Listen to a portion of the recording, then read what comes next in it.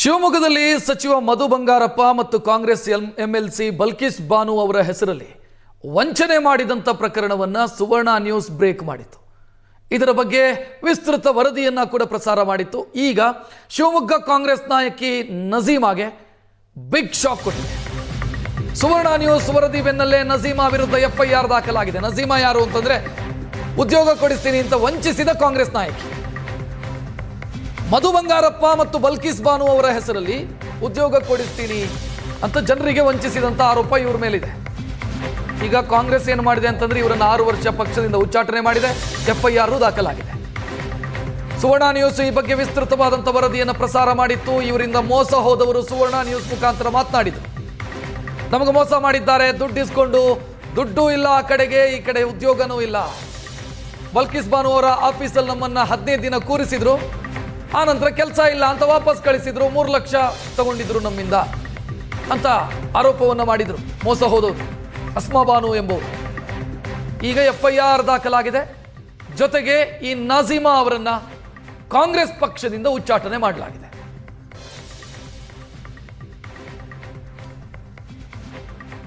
ನನಗೆ ಪರಿಚಯದ ಕಾಂಗ್ರೆಸ್ ಲೀಡರ್ ನಜೀಮಾ ಮತ್ತೆ ತಿಮ್ರಾಜ್ ಇಬ್ರು ಸೇರ್ಕೊಂಡು ನನಗೆ ಸರ್ಕಾರಿ ಕಚೇರಿಯಲ್ಲಿ ಕಂಪ್ಯೂಟರ್ ಹುದ್ದೆ ಕೊಡಿಸ್ತೀನಿ ಅಂತ ಹೇಳಿ ನಮ್ಮಿಂದ 3 ಲಕ್ಷ ರೂಪಾಯಿ ಇಸ್ಕೊಂಡು ನಮಗೆ ಕೆಲಸ ಮಧು ಬಂಗಾರಪ್ಪ ಸರ್ ಅವರು ಸೈನ್ ಮಾಡಿ ಲೆಟ್ರ್ ಕೊಡ್ತಾರೆ. ನಿಮಗೆ ಎಲ್ಲ ಆರ್ಡರ್ ಕಾಪಿ ಬರುತ್ತೆ, ಮತ್ತು ಇದೆಲ್ಲ ಪರ್ಮನೆಂಟ್ ಕೆಲಸ, ಟೆಂಪ್ರರಿ ಎಲ್ಲ ಗೌರ್ಮೆಂಟ್ ಕೆಲಸಗಳು ಇದು ಅಂತ ಹೇಳಿ ನನಗೆ ನೆನೆಸಿ ನಮಗೆ ವಂಚನೆ ಮಾಡಿದ್ದಾರೆ. ಕೆಲಸದ ಬಗ್ಗೆ ಮೋಸ ಮಾಡಿದ್ದಾರೆ.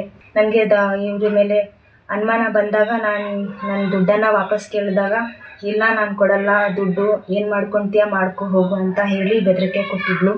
ಆ ನಂತರ ನಾನು SP ಸರಿಗೆ ಹೋಗಿ ಇದು ವಿಷಯದಲ್ಲಿ ನಾನು ದೂರು ಕೊಟ್ಟಿದ್ದೆ.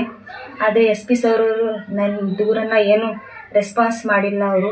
ಅದಕ್ಕೋಸ್ಕರ ನಾನು ಸುವರ್ಣ ನ್ಯೂಸ್ಗೆ ಇದೆಲ್ಲ ವಿಷಯ ತಿಳಿಸಿದಾದ್ಮೇಲೆ ಸುವರ್ಣ ನ್ಯೂಸರು ನನ್ನ ಕಷ್ಟ ಮತ್ತು ಇದೆಲ್ಲ ವಿಷಯ ಎಲ್ಲ ಸುದ್ದಿ ಕೇಳಿ ನನಗೆ ತುಂಬ ಸಹಾಯ ಮಾಡಿದರು. ಈಗ ಶಿವಮೊಗ್ಗ ದೊಡ್ಡಪೇಟೆಯಲ್ಲಿ ಇವರೆಲ್ಲರ ಮೇಲೇನೂ FIR ದಾಖಲೆ ಆಗಿದೆ. ಆಮೇಲೆ ಕಾಂಗ್ರೆಸ್ ಆಫೀಸ್ ಲೀಡ್ರ್ ಅಂತ ಹೇಳ್ಕೊಂಡು ಎಲ್ಲರಿಗೂ ಮೋಸ ಮಾಡ್ತೀನಿ. ನನಗೆ ಮೋಸ ಮಾಡಿದ ನಜೀಮಾ ಮತ್ತು ತಿಮ್ರಾಜ್ ಮೇಲೂ ಕಾಂಗ್ರೆಸ್ ಆಫೀಸಿಂದ ಈಗ 6 ವರ್ಷ ತನಕ ಉಚ್ಚಳಿಕೆ ಮಾಡಿದ್ದಾರೆ. ನನಗೆ